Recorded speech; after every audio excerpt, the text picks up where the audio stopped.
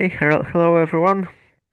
Welcome to the third session of our QSilver workshop, and I think we can start. So I see that Przemek is ready. So Przemek, the Zoom is yours. Okay, thank you. So hi everyone. Today we are finally going to learn about some algorithms. And today we are going to learn about the Fourier transform. And then we will move to some coding session, mainly about the Fourier transform. Then we will move to phase estimation algorithm which uses the Fourier transform. And that will be important for us because during the next lecture, we will learn about the order finding algorithm, which is the core of the shorts algorithm. And the order finding algorithm uses the phase estimation and discrete Fourier transform in its quantum version. So today we are going to learn the basics of order finding algorithm in context of Fourier transform and phase estimation. Okay, so let's start. So discrete Fourier transform and in general Fourier transform is a wide-known tool used in different fields, and it has two main goals. The first one is the separation of signals that contribute to one complex signal. For example, you have a wave sound and you want to decompose that wave sound into some easier to understand waves. Yes, for example, some sine and cosine waves that if you add them together, they will again create this complex sound that you are listening to or something like that. And the second thing that in this case is more interesting for us is that a Fourier transform can be used to transform a problem of one structure into a problem of another structure, which can be solved easier. So suppose we have some input vector, let's name it, let's call it x, and its inputs are labeled as x0 to some x n minus 1, and we will label those indices as j.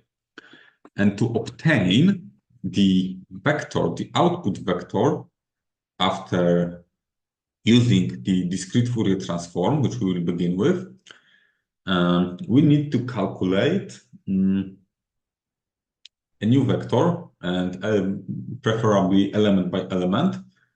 And so as the output, we will have a following vector.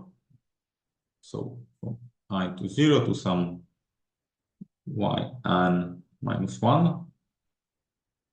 And we will use here k as an index.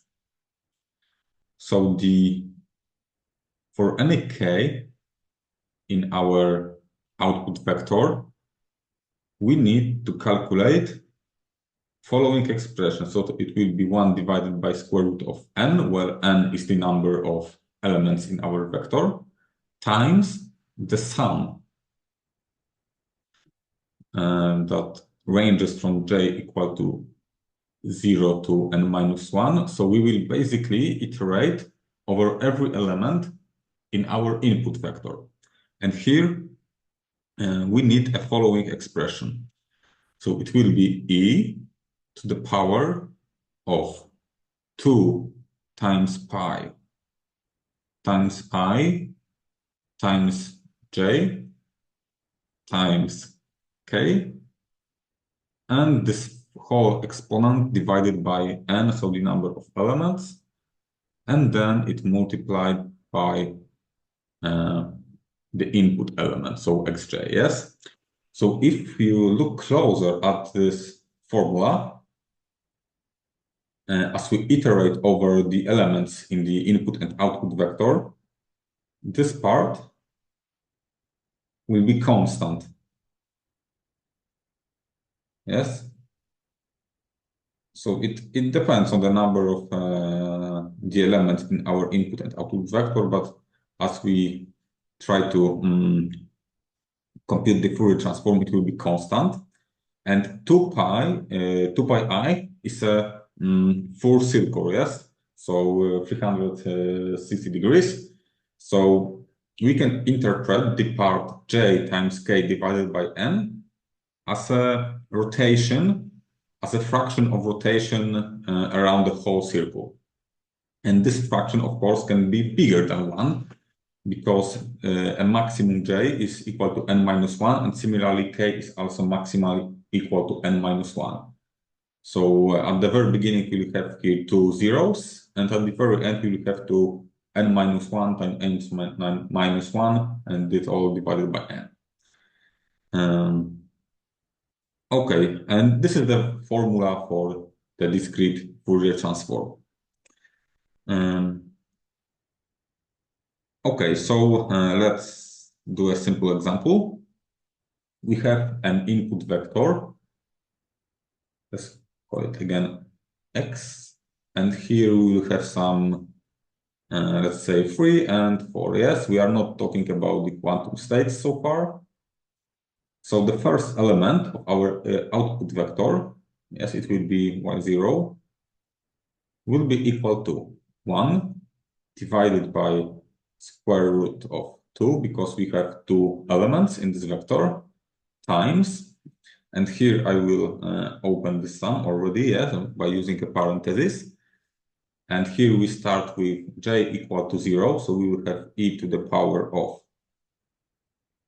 2 pi I times 0, because we have j equal 0 in the first iteration, and again times 0 because we are calculating the first element of the output vector. And here we will have 2, and it all will be multiplied by 3.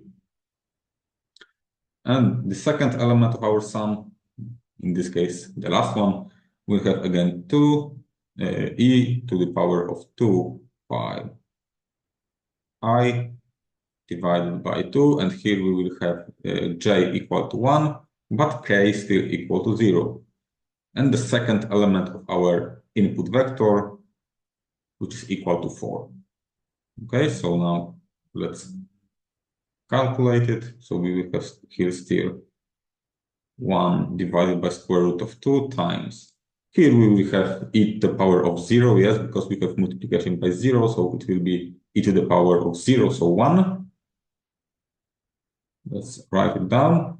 And here, similarly, we will have 0 in the multiplication, so the whole exponent is equal to 0. So we will have here e to the power of 0, which is equal to 1 times 4. Now we can calculate. So here we have 3 plus 4, which is equal to 7. So we have here 7 divided by square root of 2. And the second element will be similarly. We start by 1 divided by square root of 2 times, we start the summation of e to the power of 2 pi I divided by 2.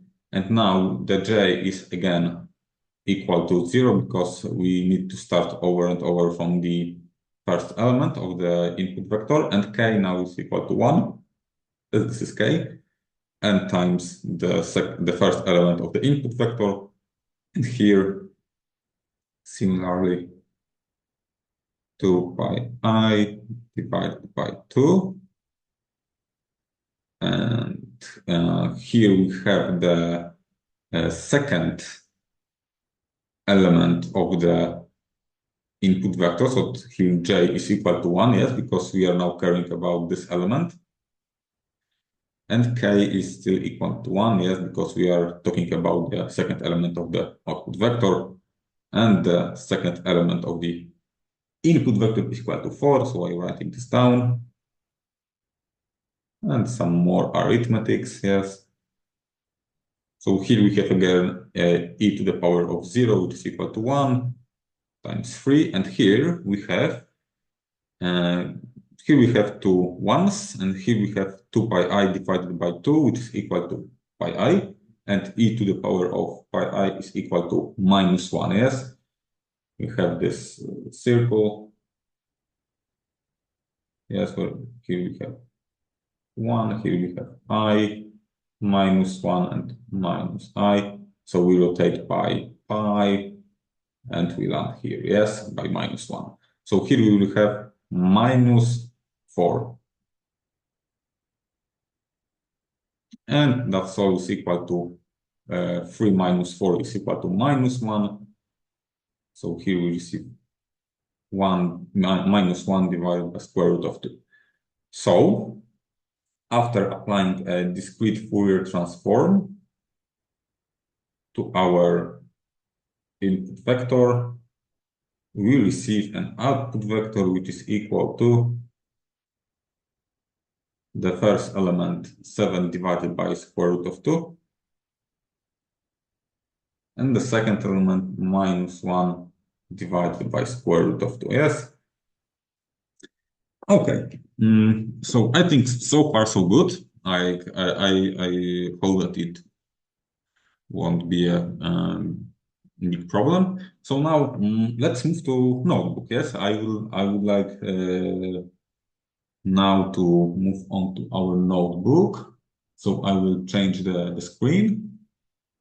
Let me see in discrete Fourier transform, share screen.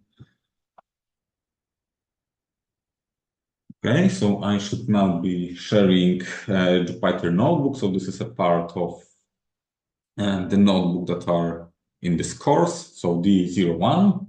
And here I would like to focus on the second and third task because I find them pretty interesting and very, very useful in understanding why we care about the Fourier transform. So here we have a task, create the following list in Python, where every fifth value is equal to 1 and length of this list should be equal to 100. And then compute the discrete Fourier transform in Python. Okay, so now I will start by creating an empty list.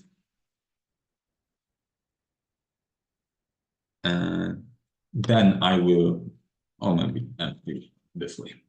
Then I will declare the number of elements, so n equal to 100. And then I will append zeros and 1, where every fifth element is 1. So for I in range to n, if we are having the fifth element, so if I, and here I would like to calculate the remainder.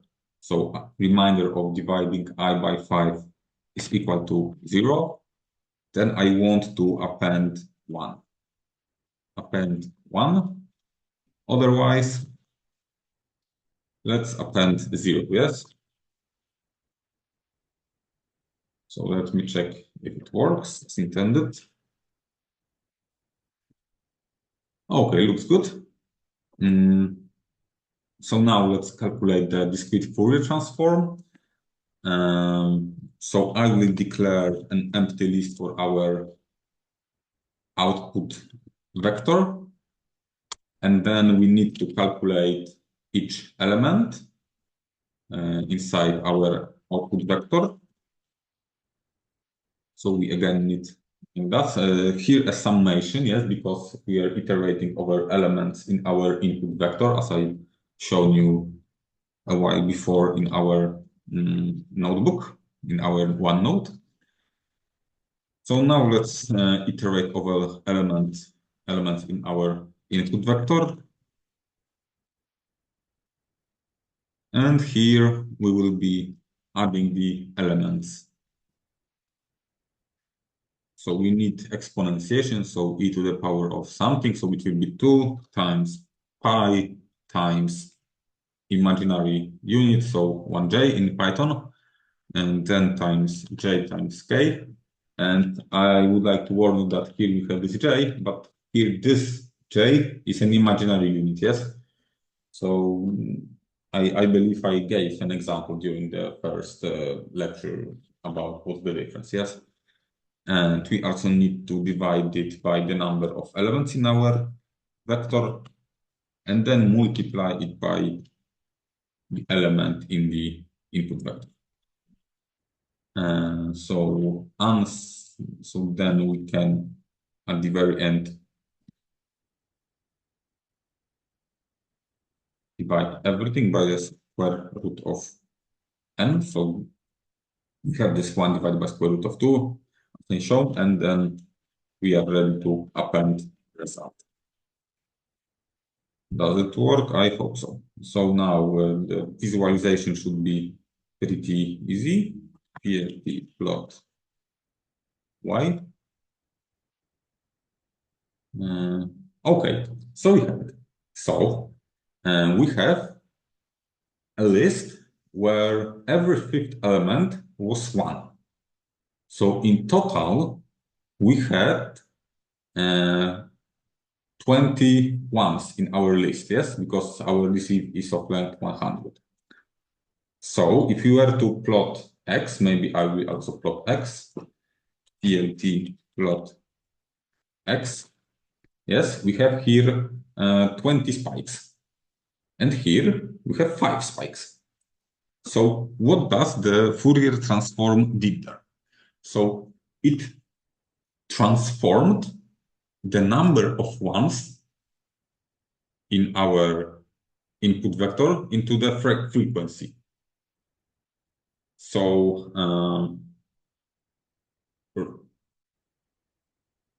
in other words, a Fourier transform transforms numbers to frequencies and frequencies to numbers, yes? So we had here 20 ones on every fifth position. Here we have 5 spikes on every 20th position, yes? So here the number of elements in a list is reversed with its frequency inside the list, yes?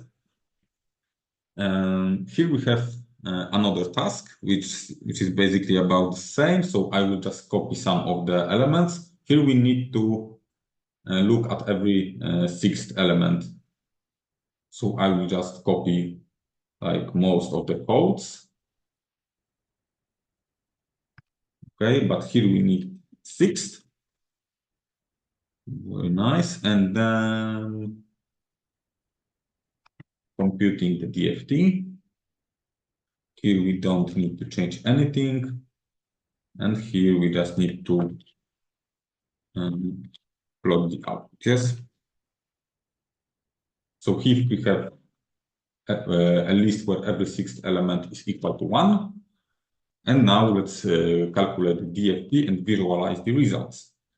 Okay, so here, if you look closely, we have 6 spikes. One at the 0. Here, the second and the third one are lower, but still they are spikes. And then again, third, fourth, and fifth are also the spikes. And another interesting thing is that here we have a pattern, yes? So after the third occurrence of a spike, a pattern repeats. So we have here this pattern that ranges from 0 to 49, and here from 50 to 99. So here we have a repeating pattern. So now I would like to play a bit with this, and maybe let's say that every second element will be 1. So there will be a lot of ones. Visualize it. So you can see here that we have only 2 spikes, yes? So a frequency of every second element was transformed to 2 spikes. If I input here every third element, again, we have 3 spikes, but some of them are lower, yes? So that might be the problem, because if you think about those spikes as amplitudes, it means that some of them will not be read so frequently, but we will come to that later. I think it will be more of an issue during the next lecture. So maybe also let's plug in 10. And here again, we have 10 spikes. Yes, 1, 2, 3, 4, 5, 6, 7, 8, 9, 10, 10 spikes. Maybe I will try, 8. 8 will be also interesting. because here we have 4 spikes.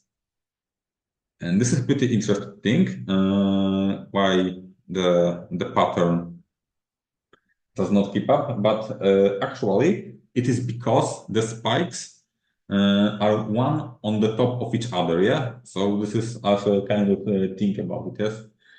Because for 6, for example, you can also see that we already have some kind of distortion here, yes? So some points which are not spikes are pretty high. So as you can see, like this Fourier transform will not always give us a beautiful result, but still this is like a very powerful tool that does what it should do, yeah?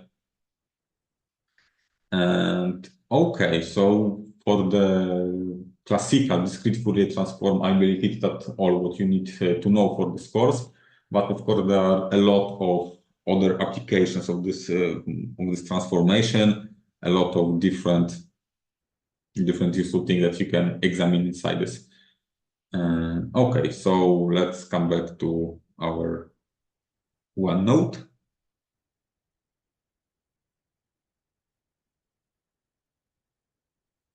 Okay, you don't see the screen, so okay, you should see my OneNote once again. So now let's move on to quantum Fourier transform, yes? So QFT. So to make a notation shorter, I will use a small letter omega to denote the constant part of our exponentiation. So divided by n, yes, because it will not change as we iterate over the elements. So now I want to change this formula a bit, so it will switch to our quantum transformation, to our qubits, to our vectors. So I will write down a Fourier transform as we start similarly 1 divided by square root of n times a summation over some elements in a vector. So from k equal to 0 to n minus 1. And this k, like it no longer corresponds to this y output vector that I talk about. Yes, so let's start fresh. And now I will use this shorter notation, so omega times j times k. And instead of a single element, so xj, I will use a vector k, yes? And what is k in general? So k, it will be a number. It will be a natural number ranging from 0 to n minus 1. So it will be an integer. And how will be expressed in a qubit? So in a ket vector. So let's do an example to understand it better. So suppose we have 3 qubits. So small n is equal to 3. Then our big N is equal to 2 to the power of small n, so 8. And for k equal to 0, we need to express k in binary, yes? So in decimal, it will be still 0. I will write it here like it's base 10. And in decimal, if we have 3 qubits, so small n equal to 3, it will be just 0, 0, 0. For k equal to 1, so ket of k will be equal to, again, ket 1 in decimal. It will be equal to, in binary, to 0, 0, 1. So let's maybe move on to k equal 2. So that's one more example. So it will be ket of k equal to ket of 2 wrote in decimal format. which is equal to 0, 1, 0. Yes, so we are basically need to change the notation a bit. So as we go on, we will get to k equal to n minus 1, which is 7 because 8 minus 1. So there our quantum state, our new vector will be equal to, we have 7 in decimal, and it will be just a string of ones, yes?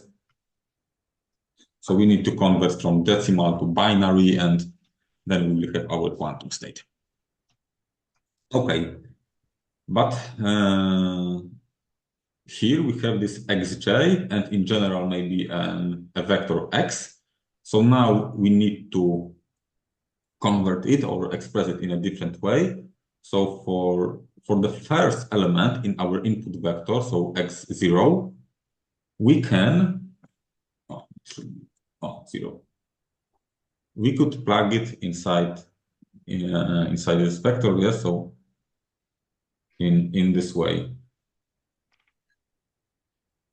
Because as you should know, like the first element in continuing the above example will be representing the 000 state and 0, 0, 1 until here 1, 1, 1. And then another element inside the input vector, so x1, it will be representing the state 0, 0, 1. So here we have 1, and here then 0, 0, 0, 0, and here again 0, yes. So moving on, yes,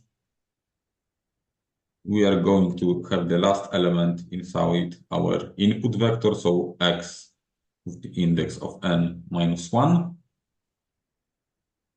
which will be responsible for the very last element inside our vector. So it will represent the number 7 or 1, 1, 1 in binary. So now we can make this notation a bit shorter. So write a summation from j equal to 0 to n minus 1.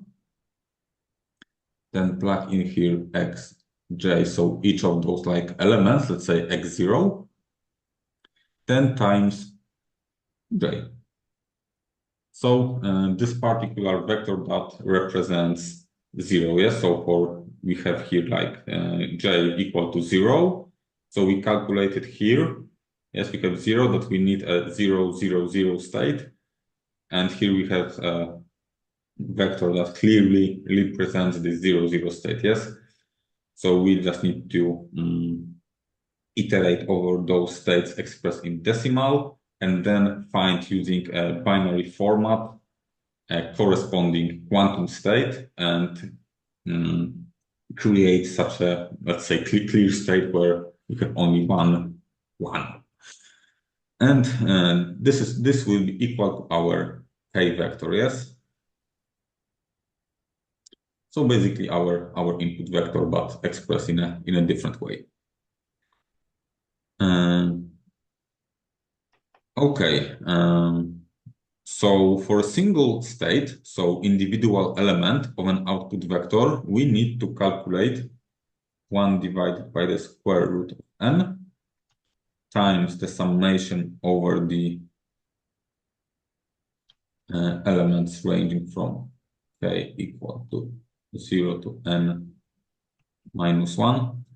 And here I will just plug in omega jk times vector ket of k.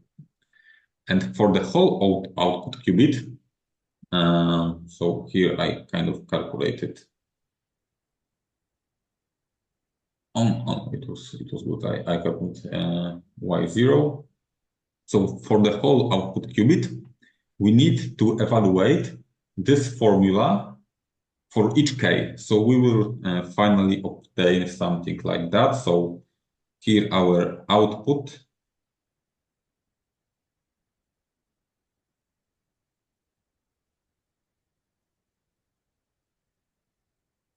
will be equal to, yes. So this is like when we iterate over every element in the output vector.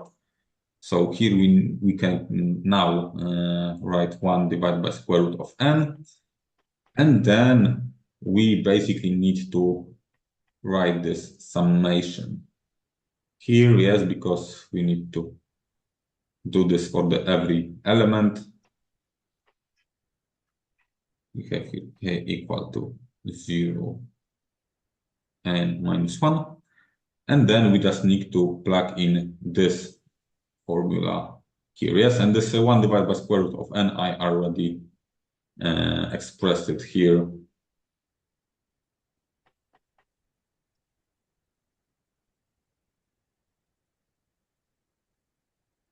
And now we can write it using omega j times k times the element in the vector times our ket vector, yes. Okay, looks good. So now let's find the matrix representation. So something that will take us even closer to constructing a suitable quantum gate. So we have our first element, which is equal to 1 divided by square root of n. And then we have our summation, yes? We have here x0 times, and as you could remember, here we have double zero, yeah? So the first element will be here always have e to the power of 0. So there will always be 1. So I will write this down as small omega to the power of 0 times 0. Then we have more elements of x1 times omega 0 times 1 because we have a change in j. And then we will have again omega to the power of 0 times n minus 1. And this is equal to, of course, 1 divided by square root of n times x0. Oops, someone unmuted himself, I believe. So please mute yourself.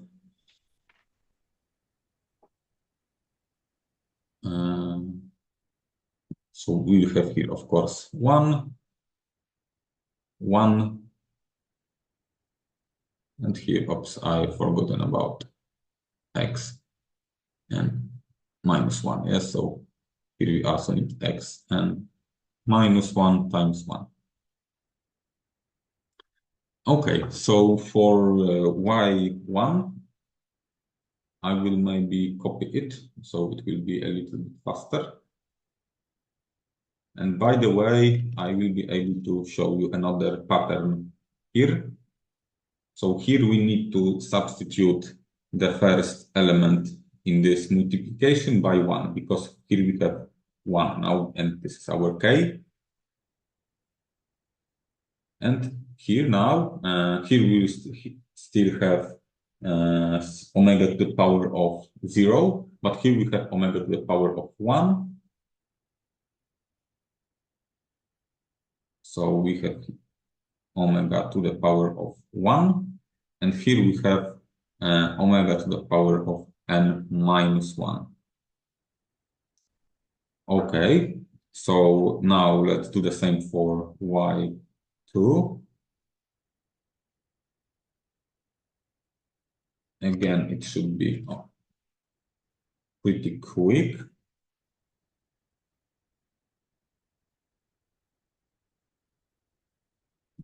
Yes, so now here we need to delete a few things.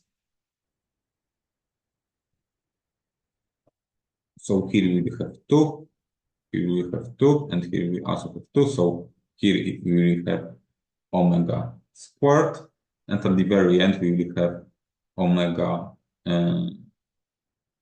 omega to the power of 2 times n minus 1. So omega to the power of 2 times n minus 1. So maybe now let's keep other elements and move to the last one.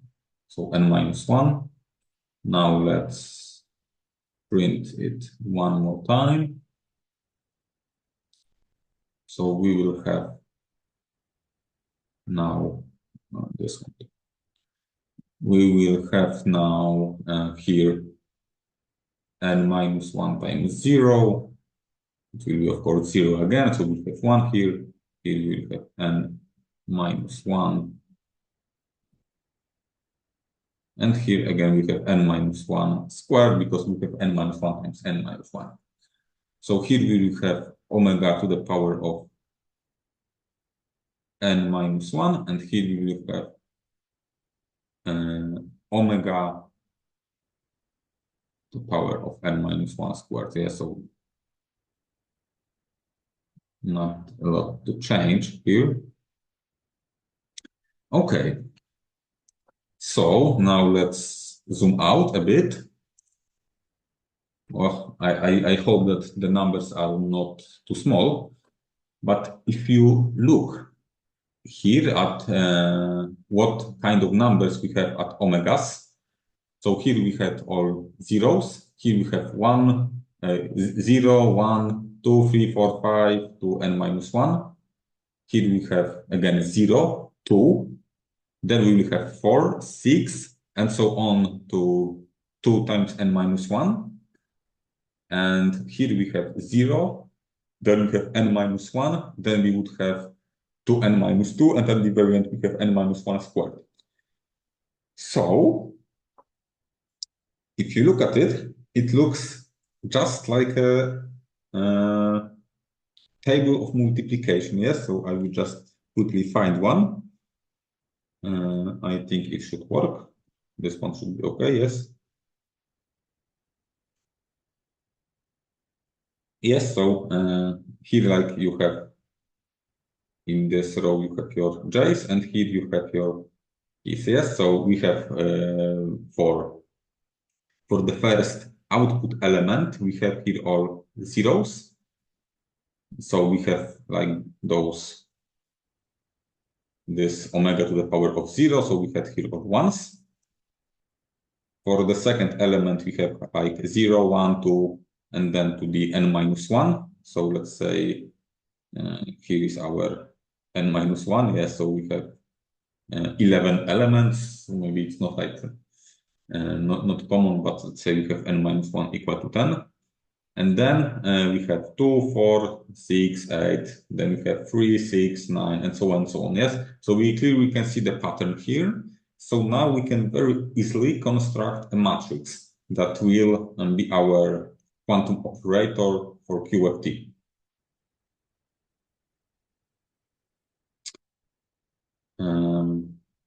I will need more place because it will be a pretty big matrix. So it will be 1 divided by square root of n, because as you can see, like we always had here this 1 divided by square root of n. And here, all what I need is to basically write those omegas. So here we have omega to the power of 0, which is equal to 1, and then again 1, 1. So just as in our multiplication table. Then here we have omega corresponding to k equal 1. So here we have 1 times 0, 1 times 1, 1 times 1, 1 times 2, and so on to n minus 1. Then again, we have here 1 omega squared, because we have here 2 times 1. Here we have 2 times 2, so this is 4. And moving on to omega 2 times n minus 1. Yes. Then let's move on. Let's make some shortcuts. So here we have again 1, because still we have here 0. Here we're gonna have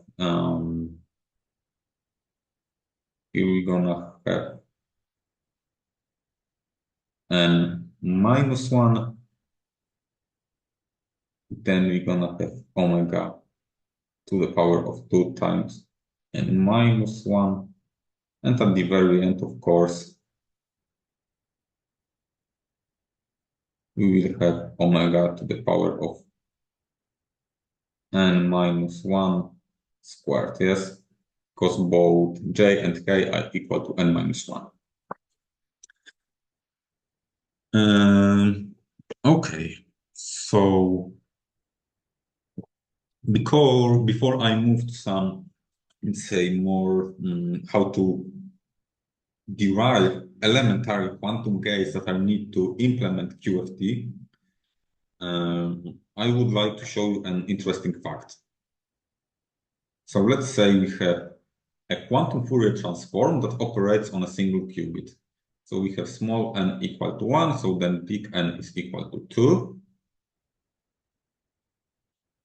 So then we have omega equal to e to the power of 2 pi I divided by 2, which is equal to e pi I, which is equal to -1. So then if we calculate a quantum Fourier transform for a single qubit, or in other words, a two-element vector, we will obtain 1 divided by square root of 2, and then we have our matrix, yes? So here we have all ones, at the upper side we have ones, and at the left side we also have 1, and here we just have omega, yes? So we just need like this part of the matrix, the upper left part. And here we have omega, and omega is equal to -1. And this is a Hadamard gate, yes? Because if we get this 1 divided by square root of 2 inside the matrix, we will have basically a Hadamard gate. And that's not a coincidence. A quantum Fourier transform for a single qubit behaves exactly like a Hadamard gate. And it will also, when I show you a scheme of the algorithm for quantum Fourier transform, you will also see some Hadamard gates here, but for more than one qubit, you will also see other gates, mainly rotation gate. So now let's look at the implementation. So to successfully implement QFT, we need to remember two facts. So on a single qubit, QFT acts as a Hadamard gate, what we have just shown. And for other cases, so we have more than one qubit, it works like a rotation. So a thing that we talked about at the beginning, yes? So that j times k divided by n works as a rotation around the whole circle because we have this 2 pi I. So now let's introduce a new gate, and we will call it CR. CR with a small index k. Okay. And it will look like this. So we will have ones at the main diagonal, but at the very end, so in the bottom right corner, we will have, or maybe I will show now the simpler version. So we will have, let's say for 2 qubits, we will have 1, 1, and e to the power of 2 pi I divided by 2 k. And here we will have like zeros, okay? So this is our controlled rotation gate for 2 qubits. So the C stands for controlled, and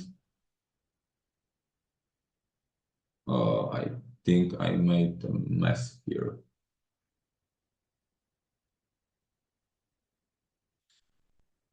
Yes, okay.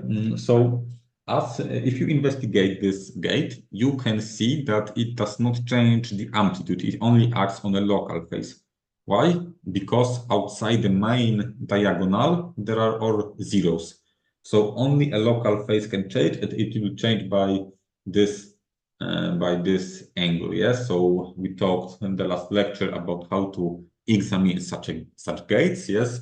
And here we see the angle of rotation. And here we have 2 pi I, which I hope you already know. And here we have 2 because it acts on 2 qubits. So we have n equal to 2. Yes, like here. And k that controls the angle of rotation. So now let's check if there are any questions. There are no questions. So now let's move on because I see we're short of time. Okay, so let's suppose that we have an input state where j's are equal to 0 or 1, and it will be a scalar, so but a j vector will be expressed as follows. So j1, j2, 2j, n. And if we apply a Hadamard on the first qubit, so here we can have here 0 or 1, for j2 0 or 1, and so on and so on. Here we can have also 0 or 1, yes? So this is basically a ket of j is basically a quantum system, and individual, like those numbers represent zeros or 1. So if we apply Hadamard gate on the first qubit, so j1, let's write it maybe more mathematically. So we apply the Hadamard gate on the first qubit inside J. So we can write this down as follows. And here a tensor product, which I hope you are familiar with after Q bronze.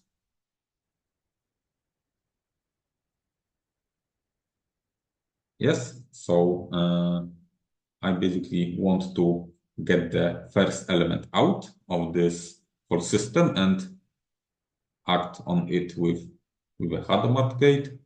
So I can again write this down as 1 divided by square root of 2 times ket 0 plus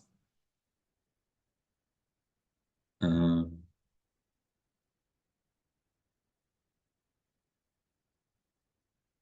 plus 1 divided by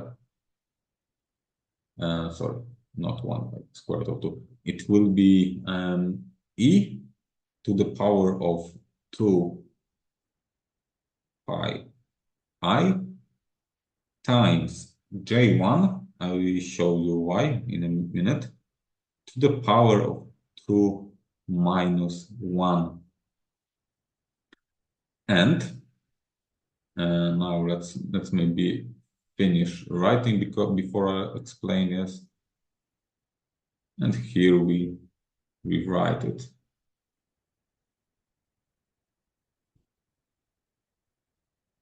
Okay.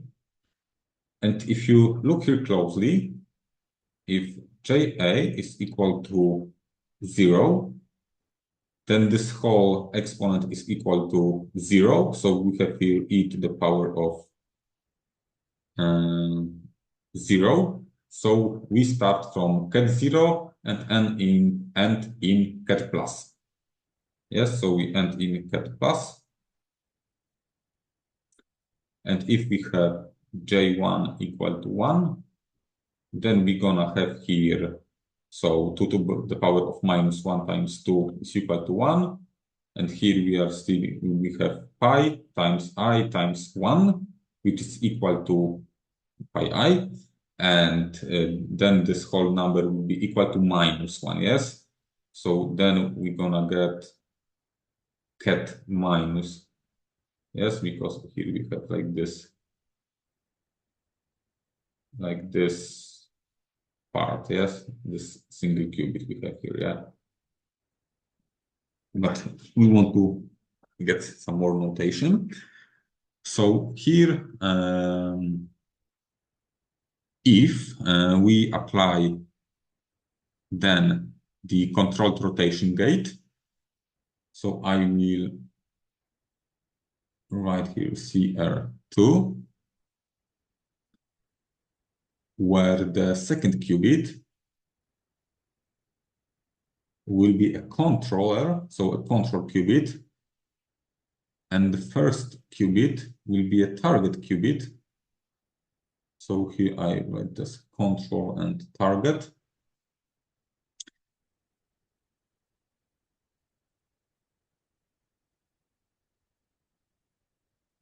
We will obtain then,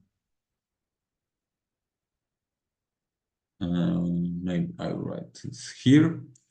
So the latter part will not change. So maybe I will just copy it. And we will act only on the first qubit. Yes, so we have already acted with Hadamard gate on the first qubit, and now we want to perform a controlled rotation. So the amplitude will not change. Cat 0 will also remain the same. But now the local phase, yes.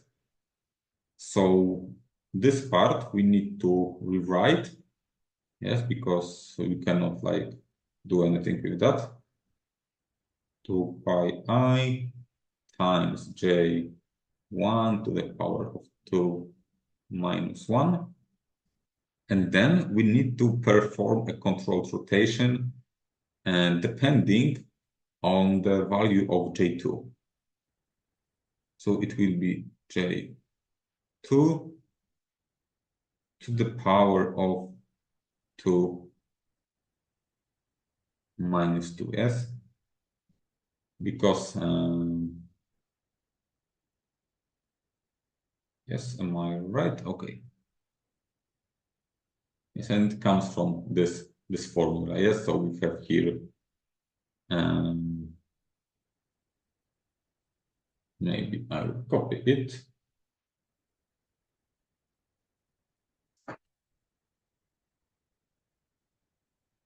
So we have here like e to the power of pi I, power of 2 minus k. Yes, we can rewrite it. And here we have k equal to 2.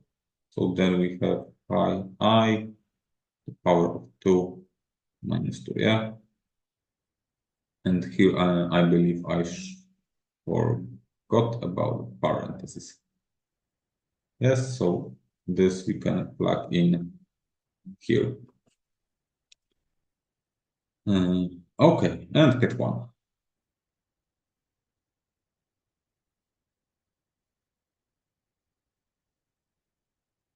Okay, so if we keep adding more controlled rotation gates, where the first qubit, so J1, which will be still changed, so it will be still our target qubit, the summation will become longer and longer. So this summation in our exponentiation will become longer and longer until we iterate over all other qubits and we will obtain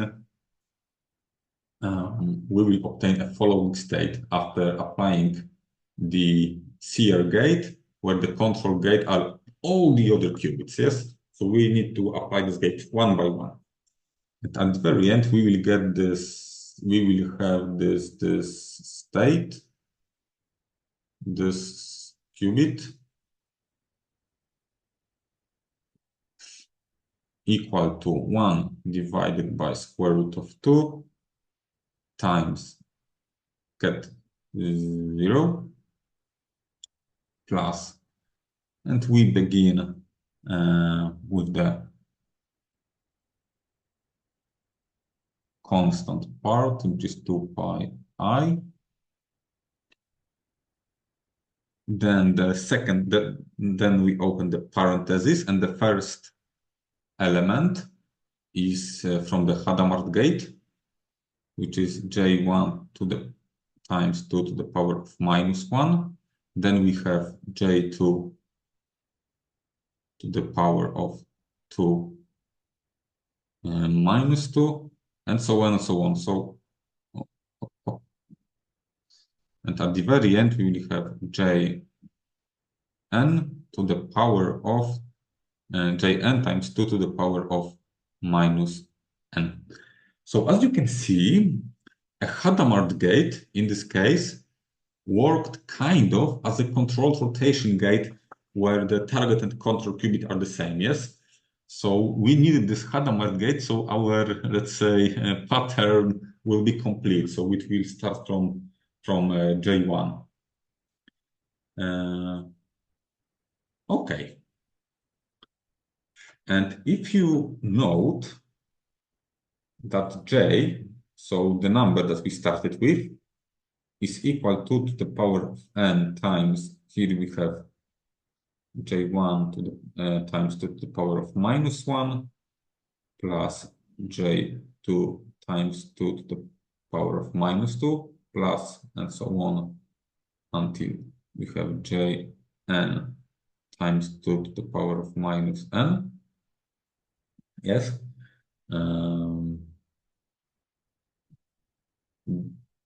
And if you look, so this is basically J like written in binary form, because if it's not familiar to you, then you can think of, let's say, some number written in decimal format. You can think about it as, let's say, 1 times 10 to the power of 4. Am I correct? Oh, yes. And then 2 to the power of 4. Then we have 3 to the power of 10 times 2 to the second power, and then 4 times 10 to the first power, yes? So here we have like kind of reverse order, and instead of base 2, we have here base 10.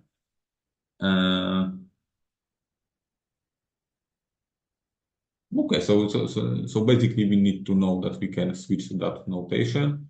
So maybe I will get rid of this as a side note, as how to look at that number, yes. And here we have, of course, a minus sign because we are talking about number between 0 and 1, yes, so smaller than 1. So noting that, we can express this, so we'll get rid of this whole big parenthesis. So maybe I will just draw another arrow here. We can write this down as 1 divided by square root of 2 times get 0 plus e to the power of the constant part 2 pi I. And now we can simply write j times 2 to the power of minus n times get 0 after exponentiation, yes? And then if we like come back like to our initial state, yes, we also need to include this tensor product. So then this procedure where we apply a Hadamard gate and then those controlled rotation gates is repeated for each one of those qubits, yes? So every qubit need to go, need to proceed under this procedure. So then we can write this down as, so the whole state, yeah? So the whole state and the result, we can write as 1 divided by square root of n times ket 0 plus, and now the first qubit, so the one that we already dealt with. So maybe to make things faster, I will copy it. So here is our first qubit, then another qubit, which will be pretty similar.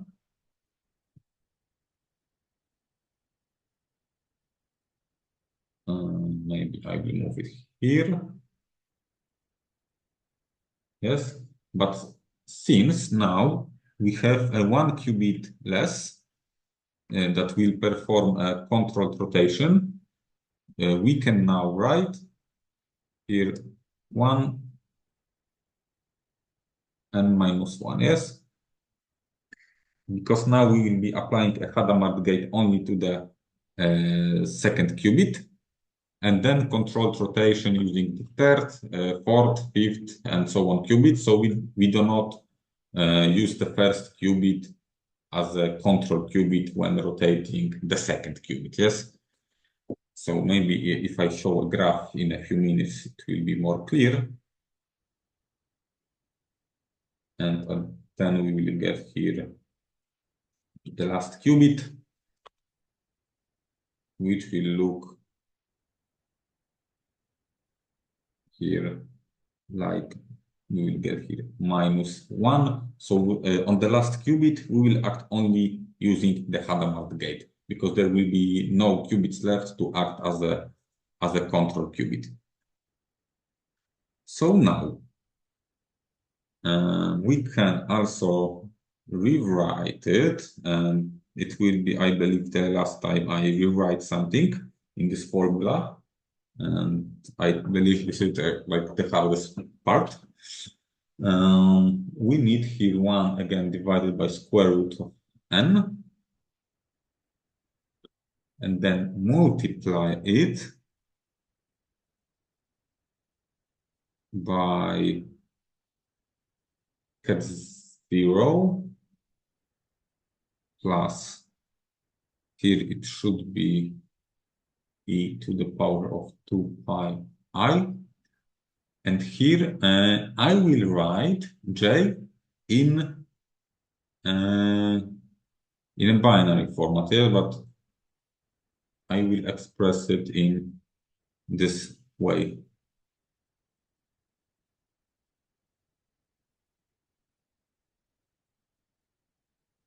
J n -2, yes. And then we have J1 and J0. Yes, so in other words, if I have this like 1, 2, 3, 4, let's call it T, then I could simply write here in this notation P1, P2, P3, P4, yes, where P1 is equal to 1, P2 is equal to 2, P3 is equal to 3, and so on, yes?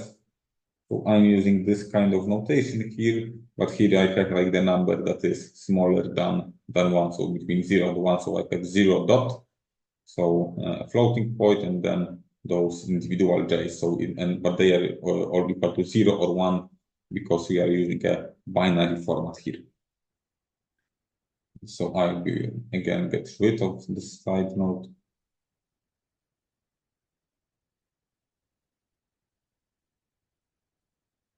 Okay, and here we can write ket1.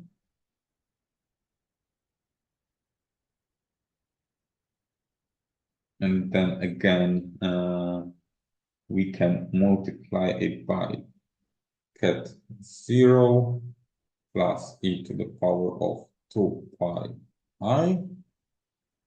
And now we can write here 0 floating point j and -2, and so on until we get here like j1, j0. And I will explain why we can get rid of that in a moment.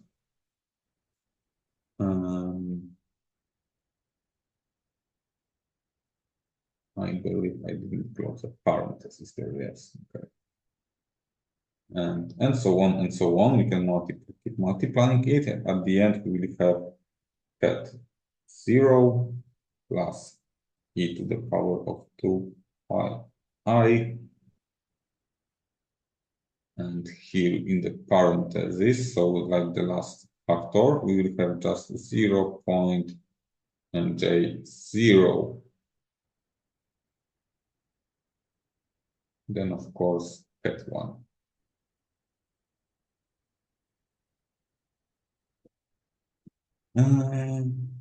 Okay. So we can ignore like everything that is before the floating point, before everything that is before the floating point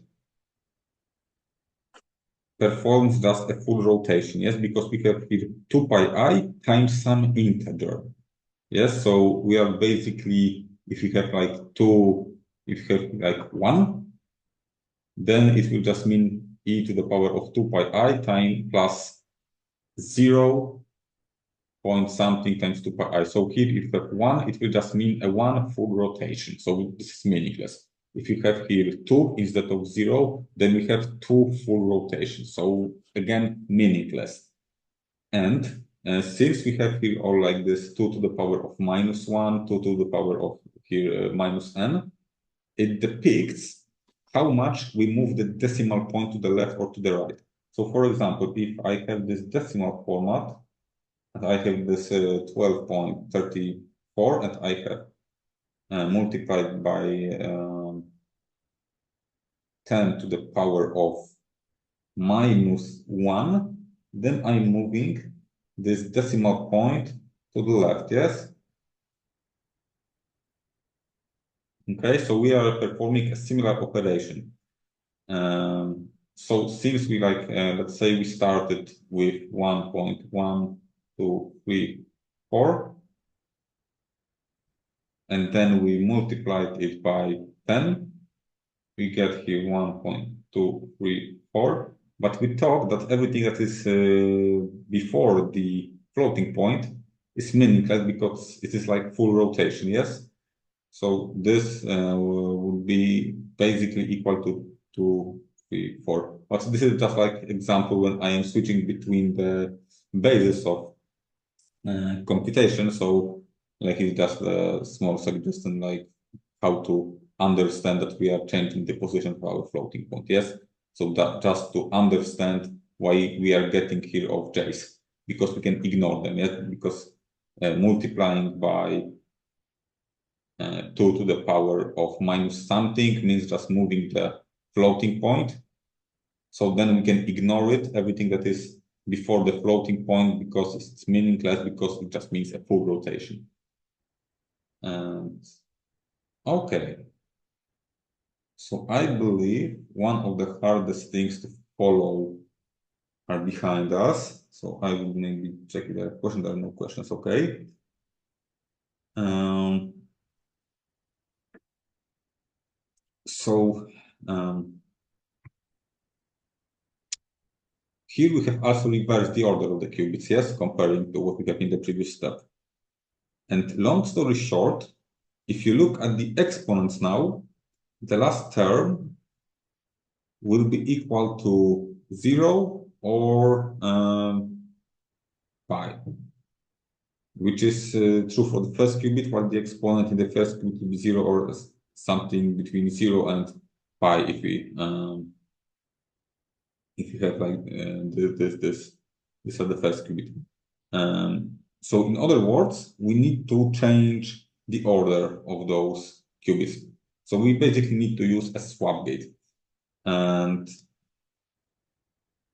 a swap gate is, I believe, a pretty easy to understand gate. So it's just named swap, and it's a common name for this gate. And it looks like that. So we have 1 in the upper left corner, then we have here zeros. Here we still have zeros, and here we have 1. Then here we have 0, 1, 0, 0, and here you have 0, 0, 0, 1. And long story short, this gate, what it does, it just swaps 2 qubits, yes? So basically, the first qubit, if we swap the first and the second qubit, the first qubit will be in the state of the second qubit, and the second qubit will be state of the first qubit. Okay, so now, because I believe it's easy to get lost in those mathematical notations. For example, for me, it was kind of problem when I was learning about the Fourier transform, quantum Fourier transform. So maybe I would just draw you a scheme of this computation. So using quantum gates. So we have our first qubit, J1, then we have J2, maybe yes, have J3, and so on and so on, until we get to Jn minus 1 and Jn. And then on the first qubit, we need to use a Hadamard gate. Yes? And then we need a controlled rotation gate. So CR, and here a control qubit would be a second qubit. Then again, we need once again to apply a CR gate, but this time the third qubit will be a control qubit, and so on, until we reach the last qubit in our register. Yeah, so here we have also n minus 1, and we also have n, yes, and here k, we have here like k in the CR gate, this lower index, will be equal to the index of j, so the index of the control qubit. And then here, like, we can move on, yes, to the another qubit. So we have here again Hadamard gate.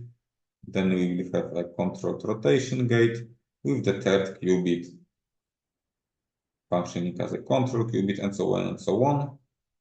Then we will have the CR gate, where n minus 1 qubit is a control qubit, and so on and so on.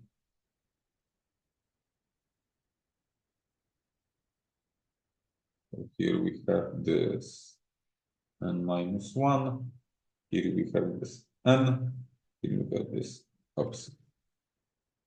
J3. Oh, that's pretty nice. Okay. And as we move, as we iterate over all other qubits, yes, so over every qubit, we will finally get to the state where here we do nothing, here we do nothing, here we do nothing, and so on and so on. And here we will apply Hadamard gate. Then we're gonna apply a controlled rotation gate, where a control is the last qubit. So we have finished with the second to last qubit here. And here we just need to apply a Hadamard gate. Yes. And at the very end, we need to swap those gates. And the swap gate is depicted this way. So using those x's, sometimes, oh, it should be depicted using this x without a square around. So we need just to change or reverse the order of qubits here. And yep, and here it will be somewhere another swap gate, yes? So that's basically a quantum Fourier transform. So we started from this formula, then we reformulated it for our quantum version, yes? Then we expressed it as a matrix, and then we broke it down to some elementary gates, namely Hadamard gate and controlled rotation gate and swap gate. Yes, here. And in Jupyter notebook, there is another mathematical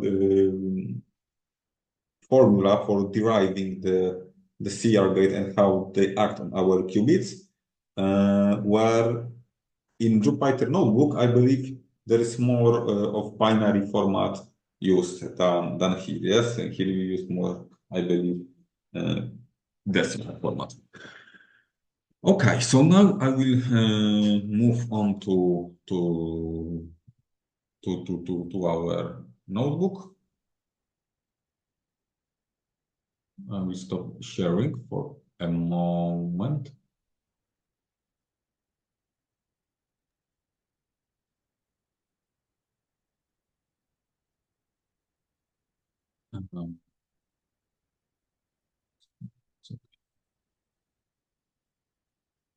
Okay, you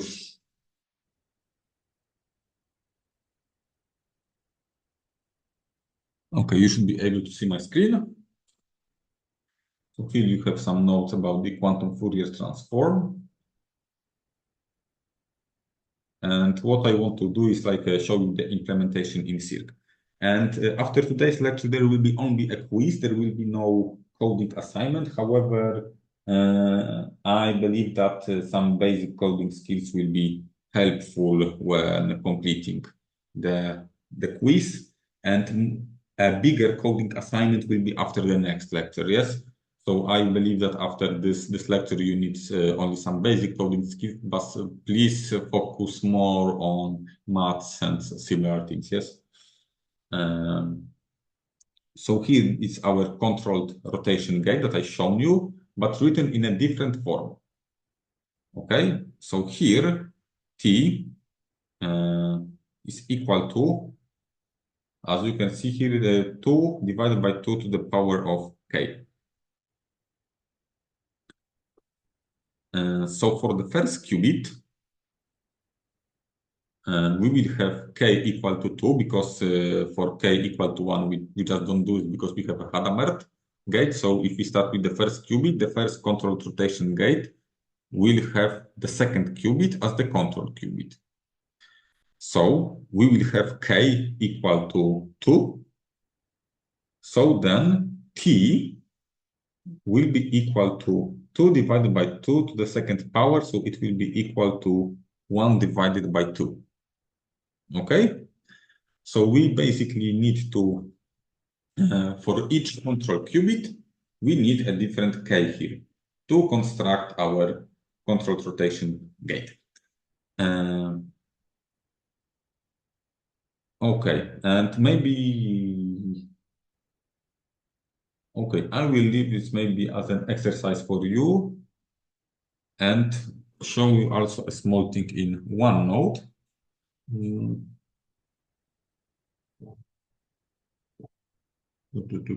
This one.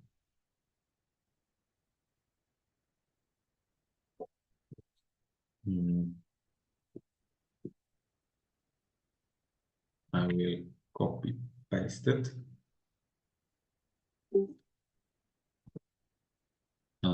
So I will copy paste this formula from the notebook to do an example. So here we needed CR2. So for the first qubit, we need here k equal to 2. So we have here t equal to 2 divided by 2 to the second power. So we have to divide it by 4, which is equal to 1 divided by 2. So following this code, we will have here circ controlled Z power gate. So this is like how we can read this gate, where this exponent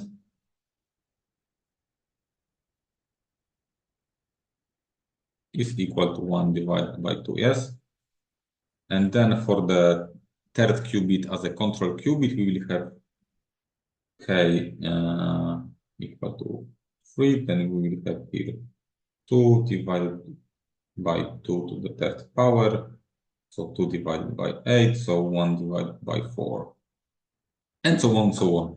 So we need to define n minus 1 controlled rotation gate for each qubit except for the first one.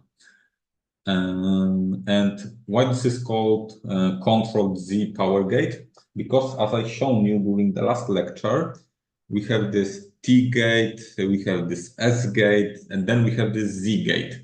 So all what they do is they change the local phase. So they perform a rotation around this circle that we know, yeah? Yes, so a Z gate was performing something like this. Yes, it was for Z.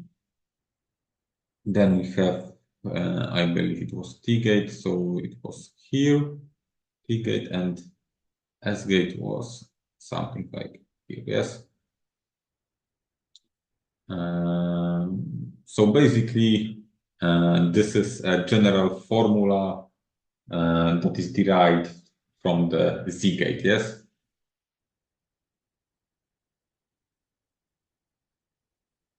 And this is why it's called Z power gate, yes? Because this is like raising the Z gate to the power where the power is a fraction. Okay, and one more thing is an inverse quantum Fourier transform. So inverse quantum Fourier transform. And to apply this, we need the same gate, but in a reverse order. And the omega for inverse quantum Fourier transform. So I will maybe write this like this, yes. We'll have a negative sign.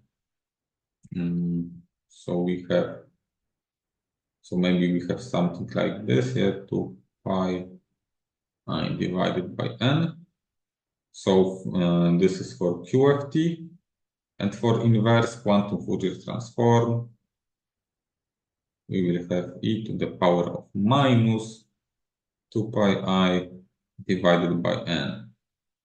And yes, this is how we can then we can derive this matrix formula where you have this 1, 1, 1, then it has 1 omega, omega squared, and so on and so on. We have 1 omega to the power of n minus 1, and so on until omega to the power of n minus 1 squared. Okay. And to apply IQFT knowing this decomposition in QFT, we can simply apply all those gates, but in a reverse order. So if you want to apply inverse quantum Fourier transform, we need to execute this circuit, but backwards. And that will be like all for the quantum Fourier transform. Okay, we made it to the end of the Fourier transform. So the first big topic for today. And the second topic for today, maybe a bit smaller, will be a phase estimation. And I see we are pretty short on time, but I think we will make it. I hope that I will not prolong the lecture. So during the last lecture, I mentioned a method for calculating a vector that if we apply an operator, a quantum gate on it, the state will not change, yes? So let me recall the formula. So we have an operator U, we have some quantum state notated as V hat, and it will be equal to some lambda times V hat. And this is a strict formulation of that. And one side note is that since cat V need to remain a valid quantum state, because here we have a valid quantum operator at a valid quantum state, then here we need a valid quantum state too. Then lambda needs to have its modulus equal to 1. So we can rewrite it as follows. So we can write this, yes, in such a way. 2 pi I, let's say, times V. Oops. Yes. So as you can see, if we have an operator and we have this vector to calculate the eigenvalue, because that's what lambda here is called. To calculate this eigenvalue, we simply need to calculate the local phase of this vector. Sorry, it's not the local, it's the global phase of this vector, but we basically need to also calculate its angle. And that's why in quantum computing, for calculating eigenvalues, we have an algorithm called quantum phase estimation, yes? So lambda is an eigenvalue,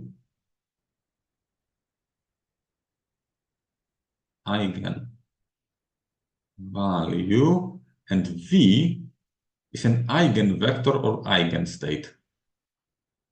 I believe that eigenvector is more used in mathematics and eigenstate is more used in physics. And I will use those terms interchangeably, but I think I would rather use the eigenstate and eigenvalue for the value, yes? And mathematically, we can solve this equation rather pretty easily using, because this is a linear equation, yes? So let's say we have this U gate acts on a single qubit, so I will make it pretty small, so it will be something like that. Yes, so this is our U matrix with some known values. Here we have some unknown values. We do not know the values inside an eigenstate. And then here we have some lambda times V1, V2, yes.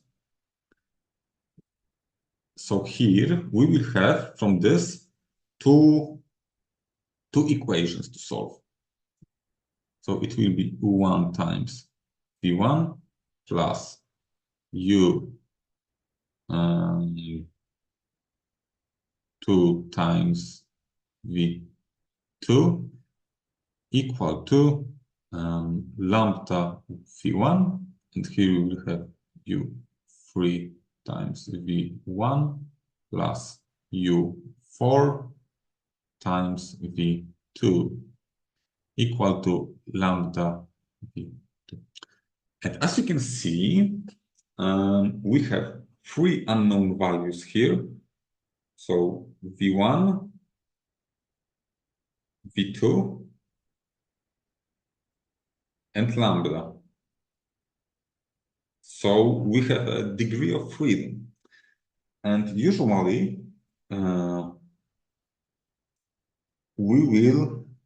we can receive here a solution that will not be a valid quantum state, yes? So V1 and V2 will not be a valid quantum state. So we need also, since we are operating in quantum computing, we also need another constraint,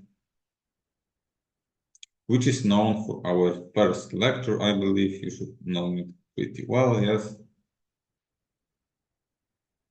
So we need a third constraint here, yes? So to keep those two values in place. And okay, so now let's start with the quantum phase estimation algorithm. So we will start with the following information. Yes, so we have what we have. And it will be our input and it is known and we do not modify it. So we have a matrix U. We have this, yes. We have also our state vector V. And the third information is that V is an eigenvector or eigenstate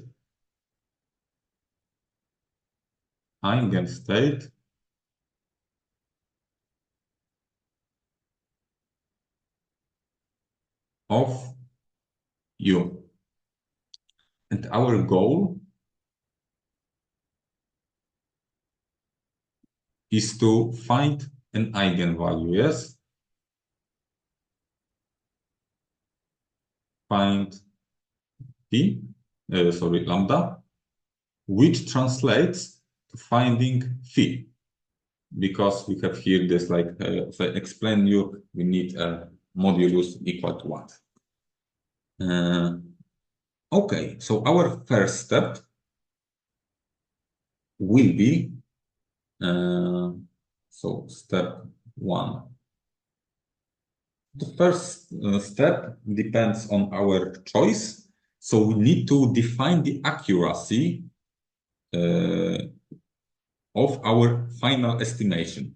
So we need to define a number of numbers after the floating point, yes? So whether we want to have, let's say, a 0, a1, a2, so maybe just 3 numbers are enough, yes?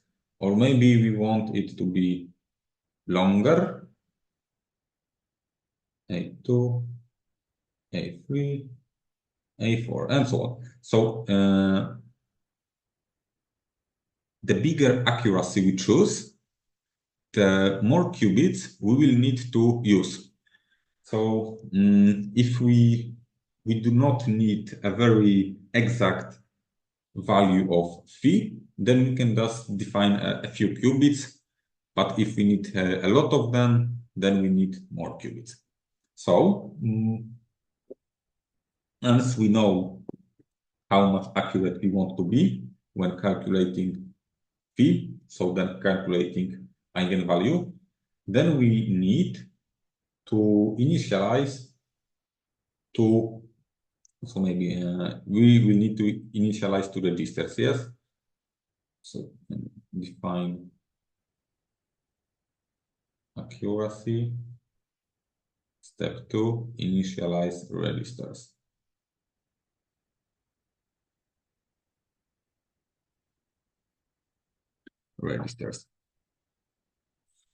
Okay. So we will have two registers, and the first register, I will call it like this way. It will have n qubits, and it will have our eigenstate. Yes, so it will be we already have it, yes, from the assumption that we have it, yes, so we don't need to do anything here at the beginning, and we will have the second register, yes,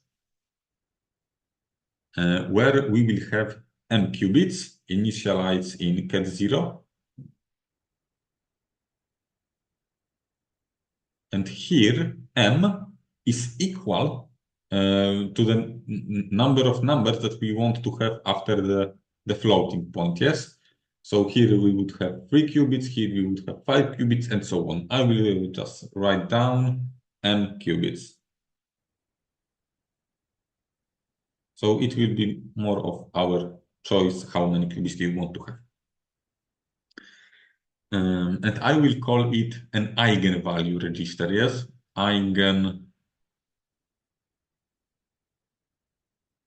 Value. So here we have eigenstate register, and here we have eigenvalue register, and here our phi, which will lead us to eigenvalue, it will be encoded here, yes? Okay. So let's start by applying a controlled U gate where the last qubit of the eigenvalue register is the control. So now let's write it down. So we have here a superposition, big superposition, yes. Oh, maybe no, sorry, I forgot about thing. We also need to apply a Hadamard gates here. Hadamard. To be honest, I do it so often that I finally forgotten that this is needed. Yes, because you will see pretty often that Hadamard gate is needed at the beginning of an algorithm. So we will have in this eigenvalue register cat 0 plus cat 1 times, or maybe here, parenthesis times cat 0 plus cat 1. So we have an equal superposition state after applying a Hadamard gate to each of the qubits. And then I want to apply a U gate. So this gate that we have, yes? So now let's apply it. And let's apply it to the last qubit. So we have here 0, cat 0 plus e to the power of I time, let's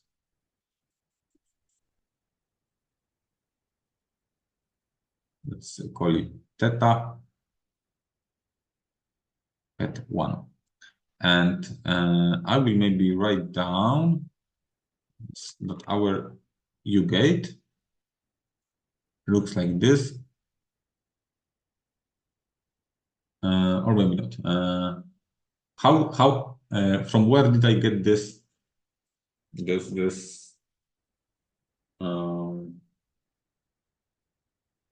this notation? So here I wrote that this is as I act with this operator, I rotate by this angle, yes? So here I can also like change this local phase. And because I acted on some vector, yes? So this U gate acts on a local phase.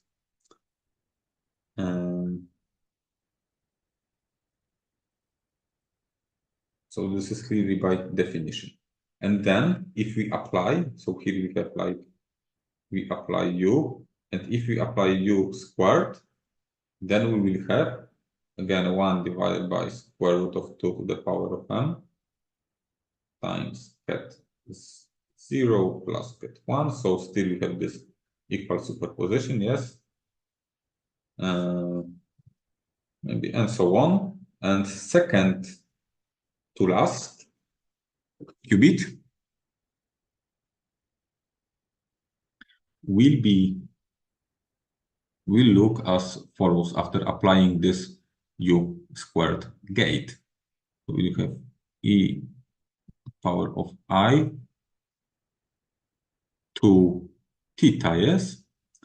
Because as I hope you remember from the previous lecture, if we apply the same gate twice, then it is like applying the same rotation twice. So we can multiply the angle of rotation by 2.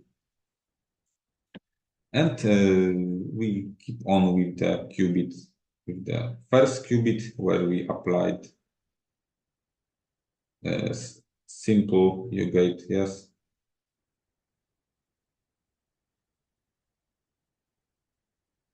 So if we keep doing this to all the other qubits, so then we will apply U to the power of 4, and then we will apply U to the power of 8 until we reach U to the power of 2 to the power of n minus 1. We will end up with and we also substitute theta with 2 pi I times some j, which already does the phi. Dual phi. Then we will get a state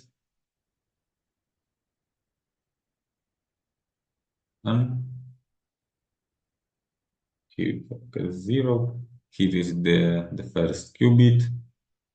So here you will have E, and since we can already substitute theta here, we will have here 3 times 2 to the power of m minus 1. So we have this initial rotation multiplied by this exponent, and of course get 1. Close the parentheses, and as we move on, we will get this qubit. So let's move on here. We have here get 0 plus e to the power of 2 pi I phi 1. Yes. Okay. So I believe that after I wrote this down, it should be clear. Yes. So here we have like a shorter notation for. Oh, I believe. Yes, we have here this short notation.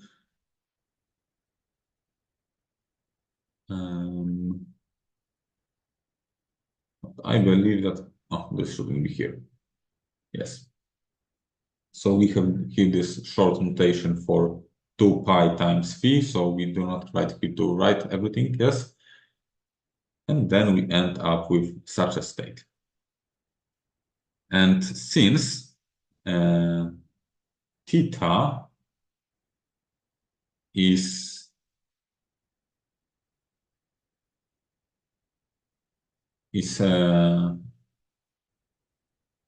bigger or equal to 0 and at the same time lower or equal to pi, because it's an angle, yes, it's an angle, as you can see, then we can conclude that J is between 0 and 1.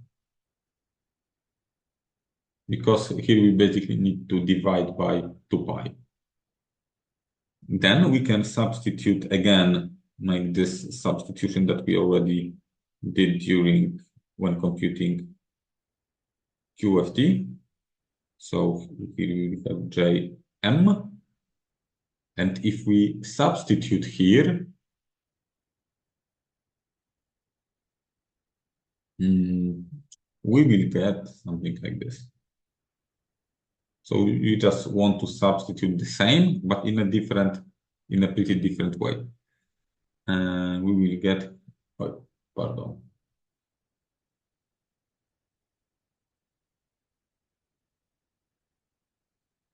E to the power of 2 pi I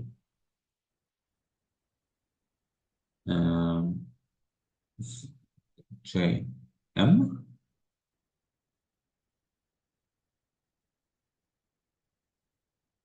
and so on until we reach here. Get 0 plus e to the power of 2 pi I 0 J1 to Jm. Yes, so we are using here the same trick that we used before. Okay. So now, if you look closely here at this state, which is basically this state written in a different form, so I maybe didn't like change it to phi, but instead to j, but I did it on purpose. If you look here, it's basically the same state, but again in a inverse direction. So now we can apply an inverse quantum Fourier transform to that. Yes. So here we get those Hadamard gates. So now let's complete the circuit. We got here those Hadamard gates. Then we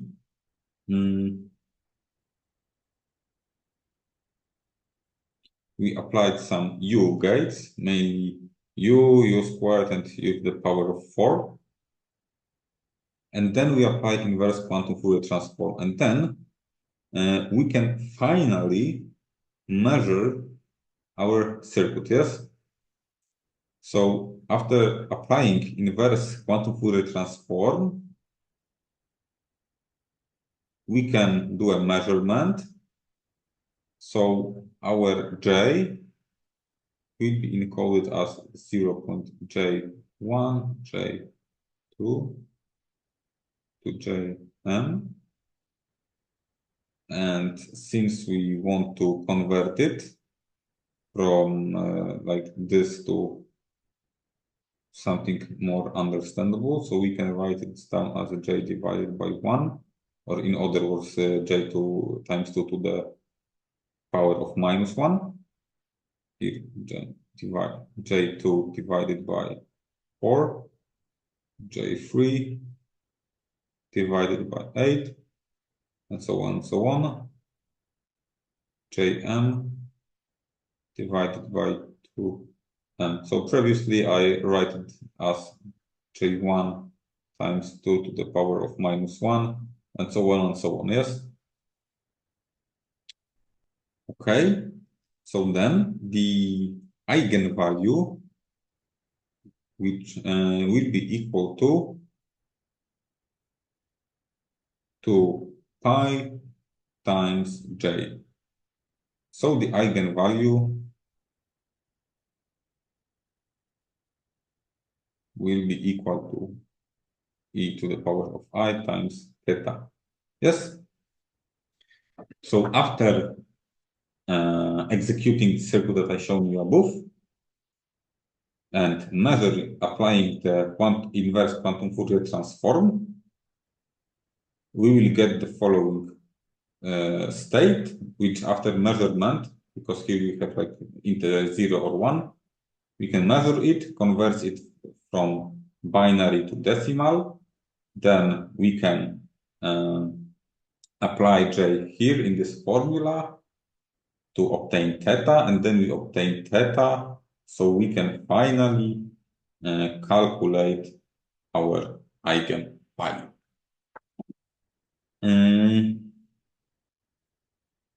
Okay. So I believe that's all what I wanted to show you, but let me check one more time. I believe I also make some notes.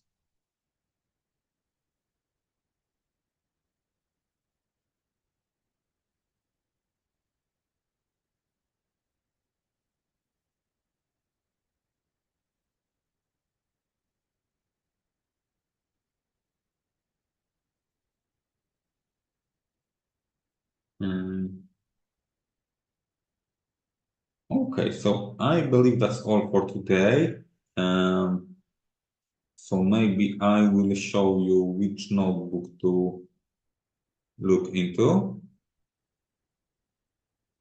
Stop sharing my screen and share again. So yes, so here are notebooks. So please get familiar with D01 and D02. And when it comes to phase estimation, please focus on this mathematical notation. Yes, here you have this very nice graph of applying this U gate. And when it comes to code, I think I will come back to it during the next lecture. So when it comes to quiz that will be available in a few minutes, I expect you to know about the Fourier transform and know the general steps for quantum phase estimation, yes? So I believe there should be no like in-depth calculations. They will be required during the fourth assignment and the fifth quiz. So I believe that if you focus deeply on Fourier transform notebooks and at least briefly on phase estimation, like you basically read it, but maybe not necessarily execute the codes, you should be ready to at least pass the quiz. And during the next lecture, I will focus on order finding algorithm. So, and also I will do some coding on phase estimation and this order finding algorithm again. During the last lecture, we will move on to force algorithm. Okay, so I believe that's all for today. If you have any questions, feel free to ask. I believe it was the hardest lecture of all of those five because there were a lot of mathematical notations to follow. Yeah, so basically, uh, if someone like is not a very big enthusiast of mathematical notation, it might be a bit of a problem for him. Okay, so thank you, and I will stay on Discord for the next hour. So if you still have any questions, feel free to ask them. So thank you and goodbye.